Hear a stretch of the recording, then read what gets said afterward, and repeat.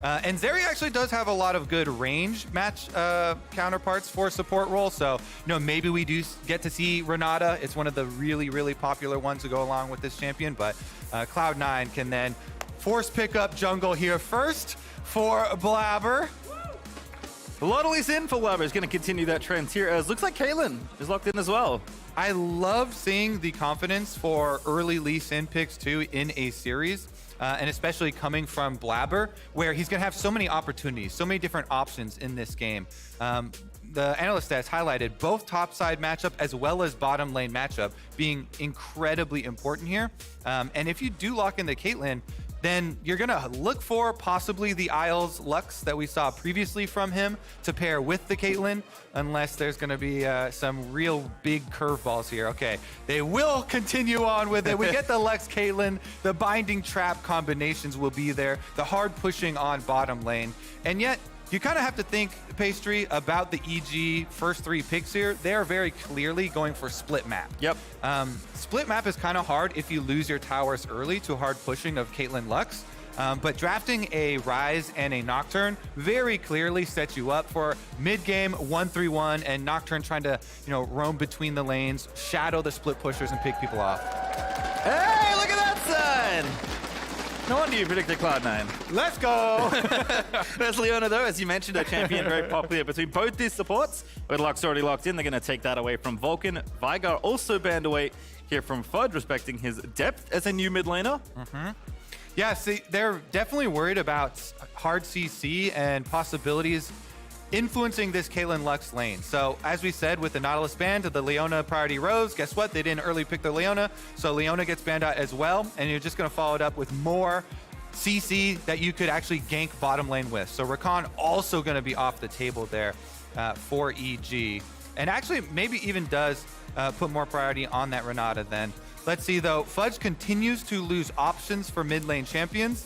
Cloud9 could technically flex the Lux into mid lane if they really wanted to, but I've got to think that that isn't going into Isles' hands. It has been played once in mid in the LCS.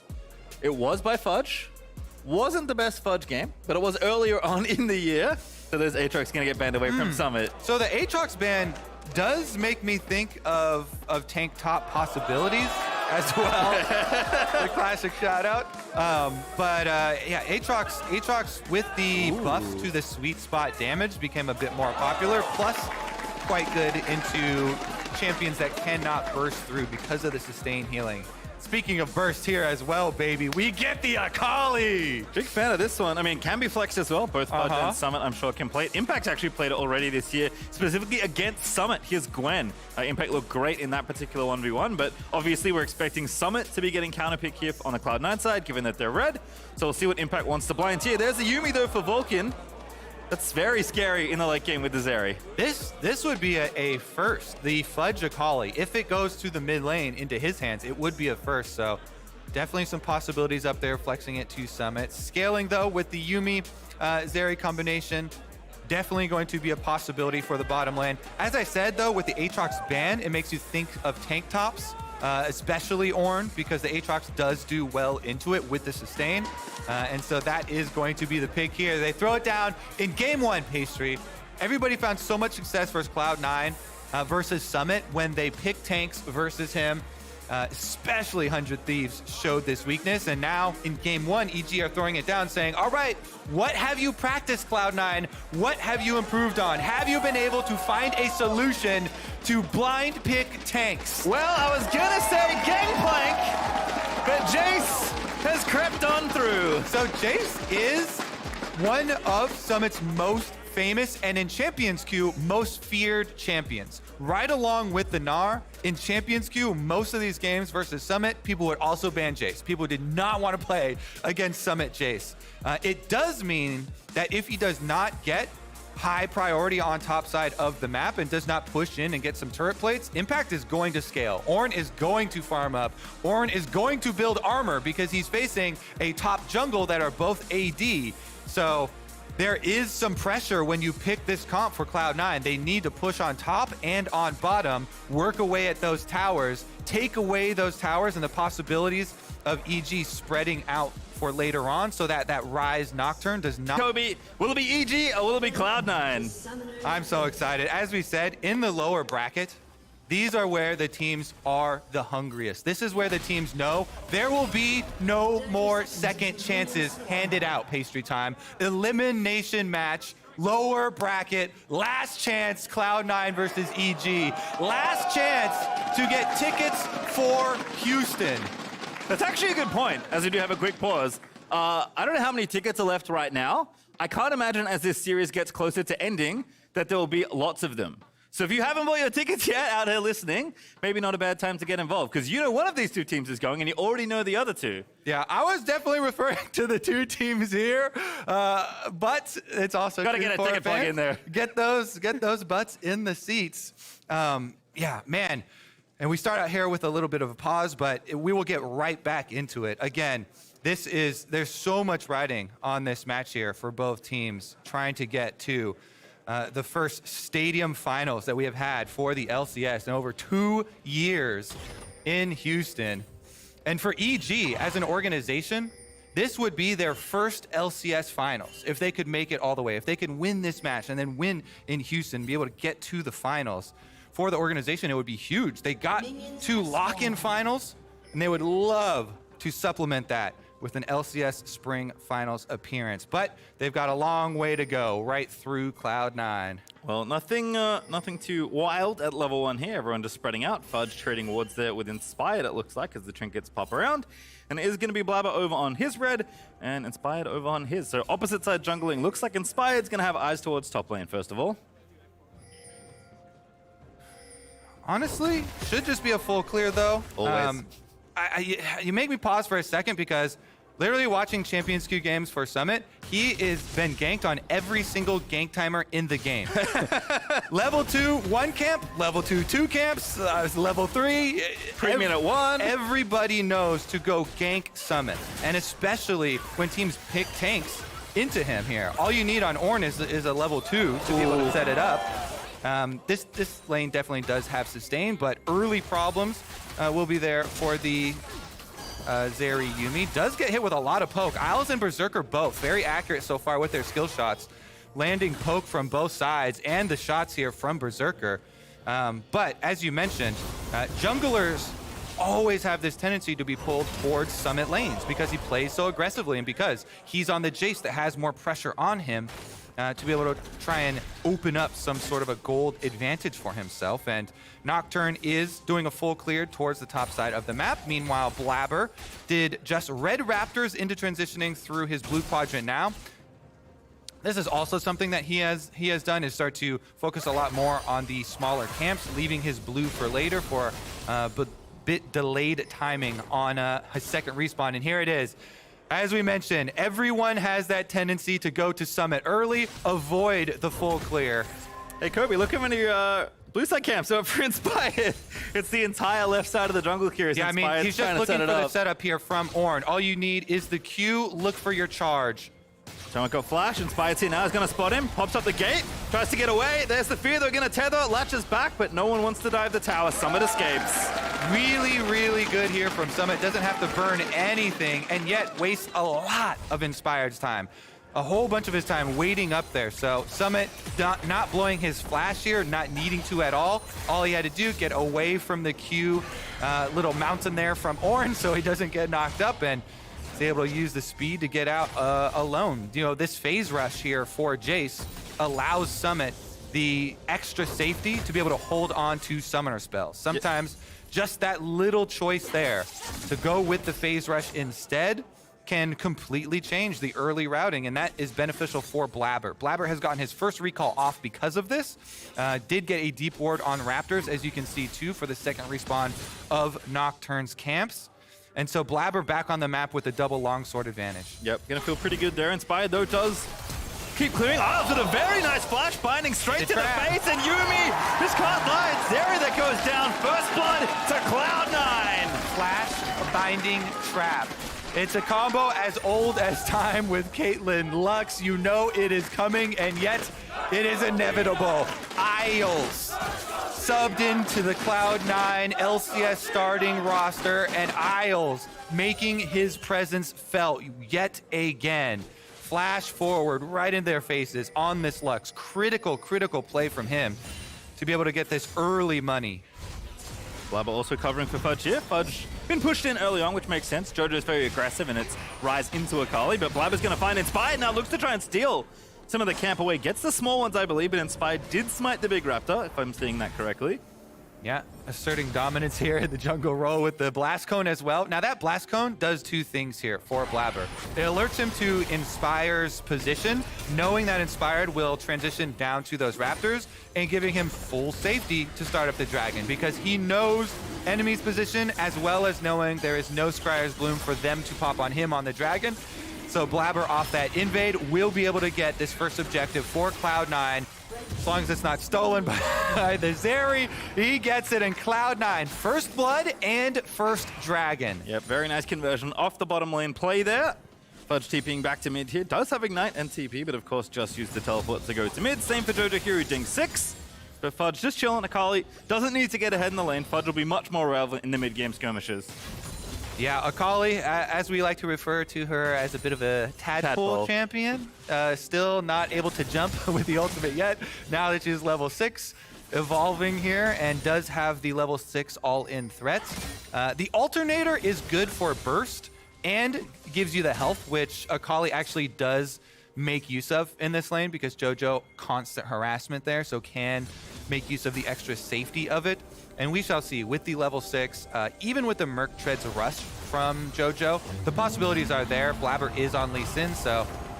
Very nice flash there, but JoJo's here as well. Inspire gonna lock him up. The root's good from JoJo's Summit. Looking to be second blood, can't get the trade. JoJo finds the kill. And that's what you want out of the early rise lanes. The push and roam from mid. If Inspired plus Impact weren't able to get the flash, they get it this time around, and JoJo completes the duty. First kill for Evil Geniuses. Roam from Rise successful. Fudge trying to answer in the push back on bottom side of the map and see if this dive works out for them. Not spotted. Fudge just going to go for it here. Danny, obviously the target, his Yumi's attached. Danny going to have to flash away. The E's going to miss. Danny has to burn the flash, but does get away. And you still get the rewards here for Cloud9. You push on the tower. More plates for Cloud9's bottom lane for Berserker. You want to get this Caitlyn Lux pushing down the tower and then rotating them towards your mid lane to be able to open up the side lane there for your Akali to work with. So Fudge does trade his ult and ignite for the flash on Danny, but this makes the Zeri Yumi incredibly vulnerable. It's very early into the game. They have not scaled yet.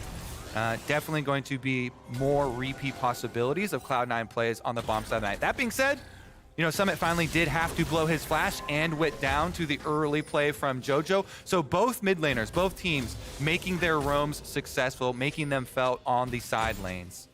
All right, well, Cloud9 still up by a little bit, but nothing to write home about just yet, as JoJo is going to return to the lane. Give a thumbs up to the minions as they stream on in, and then continue farming away. Very curious if Blabber or Fudge, when he gets the ulti back, does want to go for a revisit down the bottom side, as you're alluding to. But even on their own, Cloud9's 2v2 got them like about 2.5 plates. And the big thing you have to worry about now is Nocturne ultimate here from Evil Geniuses. Anybody caught out, anybody without a flashlight Summit. Oh, look at that! Perfect timing there. Summit's going to get feared up and killed. The knockback's not enough, and Inspired gets on the board.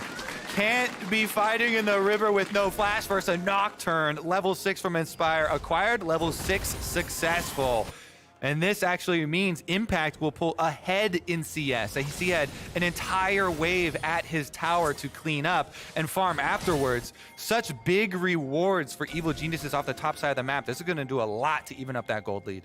I think Blabber may have just seen JoJo, but EG are actually calling down their mid laner here briefly as the plates are getting aggressed on. Blabber with the wraparound is going to get spotted. No realm warp, but he does have flash here for JoJo if they want to make a rise play. They see Blabber trailing him down, though, so they know it's too dangerous. Yep, and now Blabber knows, of course, that he's seen, does take out that ward, cues JoJo as well for good measure. So Rift Herald collected there by EG on the other side, but this tower's looking very low. Yeah, I mean, it's going to be brutal down here. Honestly, off of the Isles play plus the gank there from Fudge, this is going to be a no-brainer for Cloud9. They will get this bottom lane tower inevitably. And for EG, it's about what could they get in exchange during that timing. And so I think it's very intelligent there from Inspired. Off of his kill on Summit, just pick up that Rift Herald. That will help you get some tower plates back for EG. But this bottom tower is almost gone already. And, you know, Cloud9's turrets have basically been unscathed for this early stage of the game. Not really surprising as far as pushing on top side and pushing on bottom side lanes. Mostly going to be about what can these repeat roams do. At it again here, Summit going to get knocked up. Impact with the combo. Nice little buffer in the E, but the exhaust should be enough here, and Summit can only fight his way out as Jojo gets another. There is a reason, Pastry Time, that we mentioned in Champ Select. Evil Geniuses are confident to pose the exact same question to Cloud9 that has been posed to them for 3 weeks in a row. All throughout Super Week, all throughout playoffs. What will you do in the face of the blind pick tanks and the top side jungle pressure? And this repeat pressure up there for them, again, finds success, finds another kill for EG. They're still behind in gold slightly to Cloud9 due to the success of a Caitlyn Lux pushing bottom lane, but Caitlyn Lux does not scale as well as Zeri so if EG can keep the gold close there and continue to scale up their Ornn items, continue to scale up their Yuumi, they will definitely have a lot of possibilities later on in this game, because Yuumi attaching to a Nocturne is also incredibly dangerous. When you've got long-range Ornn engage plus Nocturne Yuumi, things can get scary. But for Cloud9, it doesn't matter. You can't worry about that future before it's arrived. You have to stick to your game plan. Our bottom lane, hard push, get the tower, rotate them now over to mid lane, push out on mid lane. We could keep stacking dragons for Cloud9. 1,000 gold lead plus 2 dragons at 11 minutes is a good pace for C9. Yep, and the bulk of that FTX gold lead is firmly in the hands of Berserker. He was up about 200 clear of Jojo Pion, who was the highest other earning gold member in the game, but Berserker has to be significantly further ahead than that now after getting all the plates and the solo turret gold down there as well. So he's going to move up top side because that's where EG have decided to put their duo lane. But Berserker is just going to keep on farming. I mean, look at this, even the CS difference between the two. Yeah, it's an interesting match here. You know, EG rotating out to the top side first there with a pretty long timer on the arrival of the next Rift Herald. Trying to rotate this pressure over and just leave Ornn on bottom side. Impact does have teleport. It's not unleashed yet, but does have it to be able to get to one of the towers if there's any sort of aggressive dive set up. You know, Caitlyn Lux always looking to push here. And if they don't have Blabber hovering, they might be the ones attacked. There's Inspired in the outcome, and I'm not sure he can get away. The Yuumi ulti is good. Lux is going to get rooted up, but Isles is going to flash away, and Berserker gets out of there as well. Double flashes for the double ultimates off of EG. And with the previously picked up Rift Herald Pastry Time, that is going to be a whole tower picked up for EG. So they will finally be able to strike. They've got plenty of time to get all of this turret plate money for themselves and into their scaling up. Ooh, maybe not the angle they wanted. They're going to die for it. Very nice stasis there from Jojo. Blabber's going to stay. Diminished on the kill. And he barely gets away with the trade. Jojo dies, but he takes one with him. The young NA talent here, Jojo, out of the Zonias, gets his combo off within tower range and gets the counter kill. So Evil Geniuses, they make their power play on top side. That's where they use an extra member, extra resources. That is the jungle gank for them. Of course, that one is successful. You know, they get the double flashes out of the duo lane from Cloud9, and they get the tower summit. Let's see if he can actually steal this, though. This would be a hilarious shock blast steal. Lying in wait. A little, he's sussed out with the Q here. Chased off away from the red, and they will be able to pick it up. Honestly, though, the jungle play from EG, successful on top side. But then the response here, the defensive play from Jojo, being able to use his flash early and then the Zonias buying the time, very, very big for them to be able to get a counter kill. Now, he flashes away from the Lux damage, then the dive inside. Fudge still has the tower aggro, and he just barely gets his root off because the E was already on Fudge. So it is a root instead of the slow, locks him in just inside tower range, gets the counter kill. And this is not Cloud9 super sweating yet, but they are starting to worry about it. You know, too much gold back to this EG team.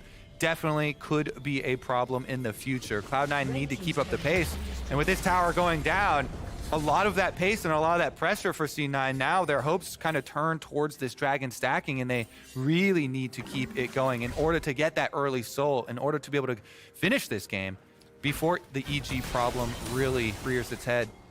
Yeah, it feels like this game very much on a timer, given the way EG wants to approach their draft. Obviously, have plenty of scaling. Danny's just parked here in mid lane up against Berserk and Isles, who haven't found the room just yet to really get things pushing, but still Berserk individually is very strong, although EG have done an excellent job, as you've said, just trading gold and making sure they keep pace. Like, all you really need to do is stay afloat. This is probably better than expected, honestly. It is just maybe the dragon stacking, as you're mentioning, but if the game holds like this, EG are going to be very happy come 30 minutes. I think, yeah, the next dragon fight, 1 minute away, is going to tell a lot. Cloud9 will definitely want early priority to set up there. Whenever you have Caitlyn Lux, this is something casters will tell you every single time you see this duo. Get to the objective first, because if you can lay down your traps and have your Lux throwing the bindings, throwing the light from this fog of war of brush and early position on Dragon, that is everything to you. And that is why you can see they have put all of their wards down by Dragon. They don't care at all about second Rift Herald. They have everything set up there for the arrival of this Ocean. Fudge doesn't have teleport, so he's going to have to walk all the way from base, but he will get there in time. Impact, though, just walks his way right into the river. Ooh, what a flank, actually. Isles Haps in the spot above it. Danny may be in trouble. Blabber going to get rooted up by the Yuumi ultimate, and there's the Ornn ulti trying to get another. They do get the knockdown, but Inspired already gets a kill. That's critical because that's the jungler pastry time. That means you have no smite for this dragon. Your dragon stacking hopes are crushed. Evil geniuses have done it. They push down mid tower with the Rift Herald, and they can collect the rewards of the Ocean Dragon. There goes the soul, the hope of the early soul. Cloud9, though, they want to fight him off of it. Yeah, someone just going for it. Impact, though, happy to face take a little too much damage, but not enough as Jojo going for a big combo, gets the Everfrost root. Blabber's going to survive. Blabber is revived now. He's heading from base. EG did not rush onto the dragon, and Cloud9 still will be able to keep it alive. No, they can do it. Yeah, Berserk is like, all right, I'll do it myself. Okay. I got all the gold, fine, I'll hit the dragon. This is an interesting decision there from EG off of that pick not to take away the dragon and give Cloud9 the opportunity here for soul point in exchange for pushing down mid with the Rift Herald there. Honestly, I think for Cloud9, they're pretty happy with the aftermath. Yes, the pick on Blabber is devastating to them, but the fact that they were able to just give up mid turret instead and keep their hopes of the early Dragon Soul alive is going to keep their hopes of this game alive. Yeah, I mean, you know, some emotional damage, I think, from Blabber going down before the objective, but strategically, Cloud9 have to feel pretty good. Getting those Drakes now on track for that quick soul snowball. I mean, that is, I think, what they're playing to here in this mid game. EG have a gold lead, but the gold lead's going to lie to you a lot once Ornn starts hitting level 13, 14, 15. I just think that it's so risky to make that choice. You know, go for the mid tower instead of going for the dragon, because if something goes wrong, you know, Blabber could just get a steal. All he has to do is get a dragon steal or something and be rewarded with, you know, all the power of an Ocean Soul, forcing Evil Geniuses to build some grievous wounds on their team, which they so far do not have any of. So we will see. Cloud9, the timer's already ticking. 4 minutes now still left on this clock. Trying to get to the point where they can have multiple items for that fight is going to be critical. Trying to get angles to be able to get inside for either a steal or a pickoff. They do have lots of poke. This is the advantage of the Cloud9 team. With Caitlyn, Lux, and Jace, you have very good range with all three of these champions. And so, again, if they could get into the river first and you can start to throw out that poke as EG try and circle, try and go for their engage, that would be hugely, hugely beneficial. Problem is, Ornn ult plus Nocturne with Yuumi on top of it is a guaranteed dive.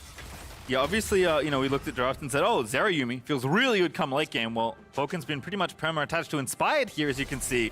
And Nocturne's much better in the early game than Zera is. There's now a dive on bottom side. 3v1 here for Summit. Flashes past Impact. The lights are up, but he's going to keep going for it. Ornn ulti, Yuumi ulti, everything thrown at him. And Impact takes him down again. Yeah, the lights are out, but Vulcan throws the book at him, and it hits Summit down again. And Summit no flash again.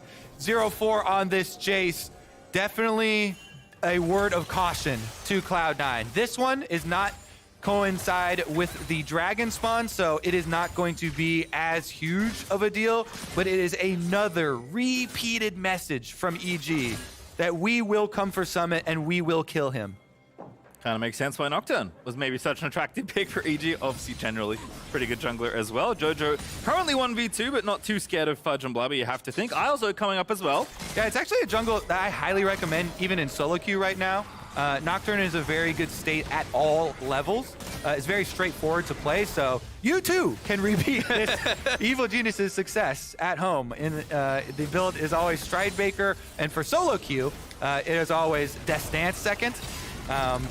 We shall see about this one though. Summit, again, no flash means he is even more vulnerable to the next Nocturne ultimate. And once you start to get later into the game, with your ability haste cooldown reduction, you can see the ultimate there for Nocturne. Back up again, he's level 11, it's rank 2 ultimate. Plus, with the Kindle Gem on top of Stridebreaker, you can easily repeat the success that you have already shown. 1.5 minutes though for Cloud9. They try and farm until this next soul, fight for this dragon, and then hope that they can actually complete on it. Yeah, kind of gold has swapped hands a few times already in this game, but EG are sitting on the highest lead we've seen in the game. Cloud9 were up about 1,100 gold early on, and now EG have that lead plus the timer, plus the scaling they've drafted for themselves. And you see that Lord Dominic's completed second from Berserker. I do like this, knowing that he is going into an Ornn very clearly on this team. Gonna have to do something about that front line, but here's that dive pastry and clockwork. It just looks a little bit too easy. Inspired on a killing spree now. Again and again and again. And no responses from Cloud9. No change in their answers. And this one, 47 seconds left on that dragon spawn. Summit will be alive again for it. He also has Unleashed Teleport, but it just feels like it's not going to matter, like it is not going to make a difference. EG, Impact has plenty of time to go back to the base. Wait, unless he gets interrupted here, Fudge. Ooh, Fudge hunting him down. Actually gets the flash. That's good value, but as you were saying before, the advantage of what C9 have is getting into the river early and poking. Can't poke if you're late, but now they're gonna go after Jojo. The dive is there, Blabber with the kick. But Jojo escapes, TP in from Summit, though. Cloud9 really want this soul. Now, they actually want to stop these backs, too, because that's a good chunk of damage on Jojo and on Impact. If Blabber can actually find Impact as well, he does not cancel the Ornn back, so Impact will come back full health, and this is just going to be EG trying to get through the trap line. You see the Keller trap line, they gotta burst down this dragon and just go for this smite fight. Yep, junglers both in the area. Dragon's down to 15 HP, Fudge here as well. Blabber running a little low, Blabber just gonna have to go for it. Inspired just waiting in the back of the pit. Summit's trying to find a flank. He's found Jojo. They're gonna look to try and get that kill. The dragon may be forfeit. That Blabber goes back in. He got it! He got it! Finds the soul! Cloud9 grab the fight as well. They're gonna lose one more at the end of it though, but Berserker and Isles still going for it here. But now they have to run. There's 4v2. Cannot fight with the little Kate and unlocks an Impact. He finds the knock-up Berserker. Nets out of the way. Doesn't have Gale Force. Does have Flash. Gets himself out of there. Isles now slowed up and killed. Danny Unleashed is looking for the kill, and he just keeps hitting Q. It doesn't matter. Danny finds another for EG. Running from a Zeri Yumi combination is one of the most impossible tasks in League of Legends. They can jump walls, the prowling projectile slows you, the chase down. My goodness, though, Cloud9, they clench tight on this one. Blabber, in the end, finds the smite, and they get the soul. They lose several members in payment for it, but they were able to get the soul. They get the rewards off of that early investment. We'll see if it's enough to actually give them the win comp for this game, though. Even with the healing, another chase out. EG find Summit for the 6th time. It's a lot of deaths there for Summit. 0-6 on the Jace right now as he's overextended in the bottom lane and swiftly punished by Evil Geniuses. But Cloud9, they got what they wanted out of the deal. They got the soul. I don't know if that's enough to overcome what is now almost 3,000 gold ahead for Evil Geniuses. Yeah, if we look at the inventories here, the Bramble Vest is about the only... Oh, we do have the orb down there for Vulcan as well, so Yuumi can apply it. And Yuumi does have pretty good AoE, so it's on Vulcan and on whoever attacks Impact. Baron, though, is going to get started up, and this is the teleport coming from Jojo. EG is happy to challenge Summit. No TP. He's going to be late to this play. Gonna have to run as fast as he can. Jojo just fending them off. The fight is what they want instead. Inspired pops it. Oh, not the over the top. It's picture perfect out of EG. Gonna find 2 kills already. All right, that's going to be an easy return to the Baron here. Cloud9, they have a little bit of poke with, but not much. And still they're going for a Fudge, getting aggressive. Blabber here as well, but not much health to speak of. Fudge gonna get rooted up and slowed down. Trying to dash between them, but it's just not enough. Fudge trying to buy time though, trying to escape. The slow's not there, the root doesn't land. Fudge still alive. Oh, Gets the jungler. That is a critical kill from Fudge into the Shroud. Danny's got the kill finally, but that does stop the Baron. Hey man, Ocean Soul does give you a lot of sustain for those long fights, and Fudge making the most of it as he kites out the entire EG team and bursts down Inspired.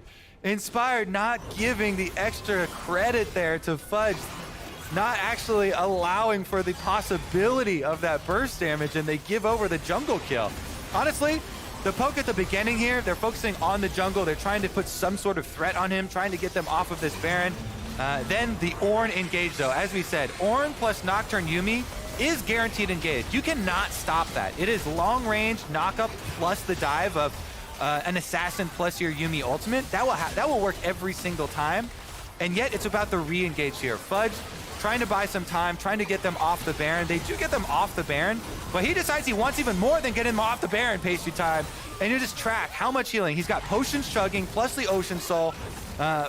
Able to kite out so long here, and with the E attached to Inspired, he goes for the smite onto blue buff, but Fudge still has enough damage to finish him off with the passive auto as well. We're back at it. Here we go. Another round of Baron attempts here. Blabber threatening the steal. Yeah, this is not a replay. This is back to live. Similar situation though. Cloud9 trying to fend off EG's Baron. Baron under 4,000 health now, but Cena and here is 5. EG peeling off. Ornn ulti out once again.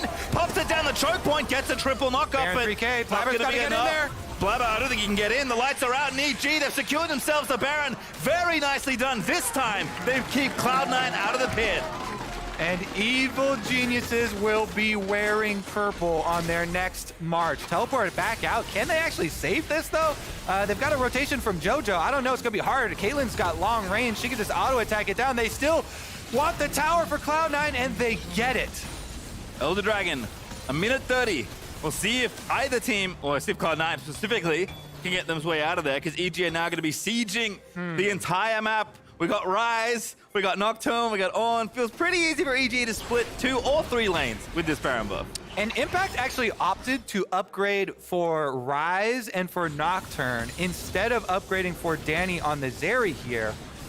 With the importance of their dive, they really want those members that are in there gonna have that extra oomph. Instead, I wonder if they're going to be able to push in all 3 lanes here. Ryze actually gives up on the top side split push. You see that JoJo has opted to switch over from his teleport. I believe he might have just used it. Might be on cooldown, and so that's why he's gone over to the exhaust instead for the fight. But it does mean they don't want to spread so thin as to do 1-3-1 and just want to 4-1 push in on 2 lanes, get bottom and mid in, get some of these outer towers down, get more money. Yeah, not really stoppable here as JoJo even just burns the Everfrost to try and make sure Blabber can't look for an angle if he was going for one, but EG feeling very comfy here in this siege. They already took the tier 2 in bottom side. JoJo's going to get the mid one pretty easily, and Danny is just shredding through the waves right now. 3 items done for the Zeri. Once again, Danny is quietly just accrued a bunch of gold, and now EG are almost at the 30-minute mark saying, hey, what are you going to do? JoJo, sieging down the tower though. Let's see about it. Inspired threatening between the 2 lanes as well, constantly with this Nocturne ultimate. It just becomes so difficult now for Cloud9 because Pastry, the scaling that we were cautioning against here for this EG team has arrived. You know, Impact about to hand out another upgrade as well, as he is very close to leveling up.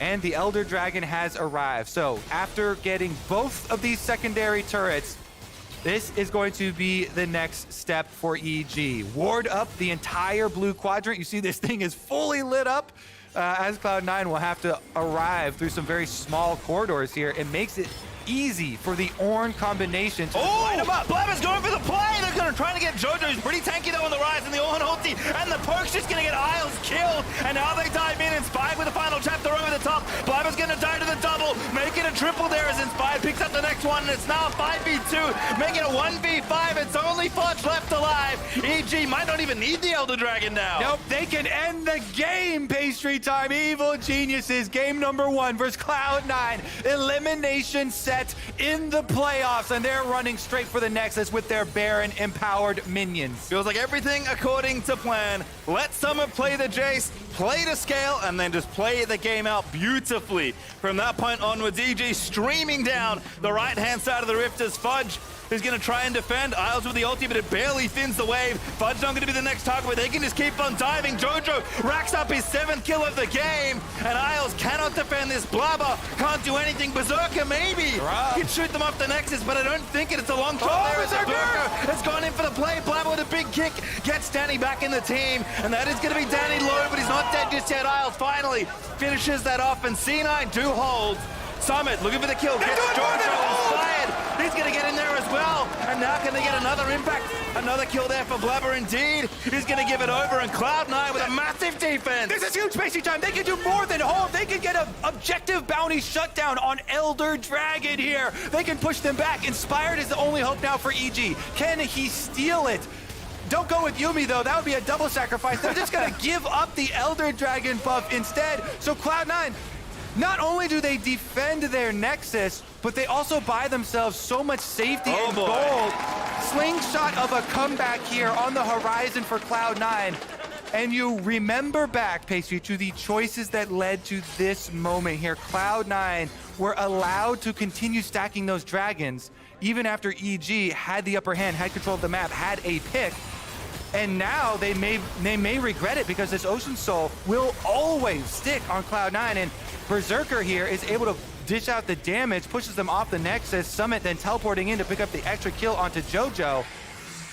And it is Cloud9 chasing down enough kills on EG in the attempt to end that they get an objective bounty shutdown on Elder Dragon, which, by the way that the objective bounties work, the gold off neutral objectives is set at a base of 500 and then increased depending on how far behind you are. And Cloud9 were very significantly behind. Yeah. So there's a huge increase, even more than 500 gold on the bounty shutdown there, plus the Elder Dragon gold itself, plus the buff itself, which gives you the time to know that you can for sure win these team fights. The execution, the extra damage from this buff makes it so incredibly difficult that a 4.7 thousand gold lead at 31 minutes into the game is not enough to make you want to take that fight, to make you want to take those chances. So another minute and 10 seconds here left for Cloud9 to retake control. They have to be a little bit careful about picks, though.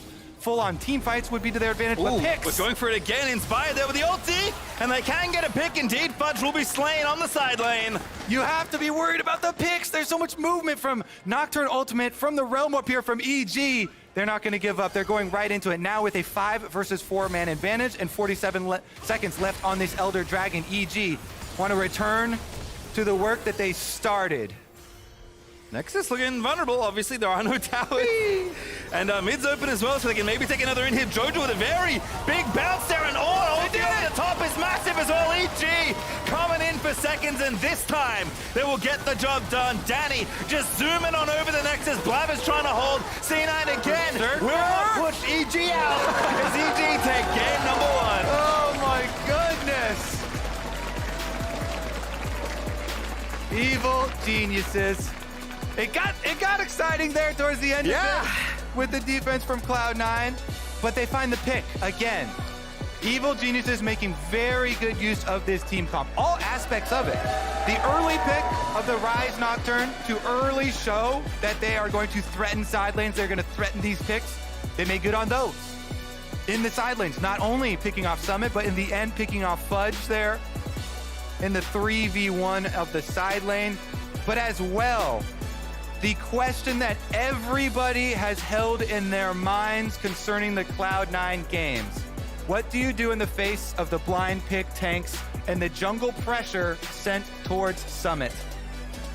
In game number 1, that question still unanswered as EG pick up the win, and that's why I love opening this series from EG.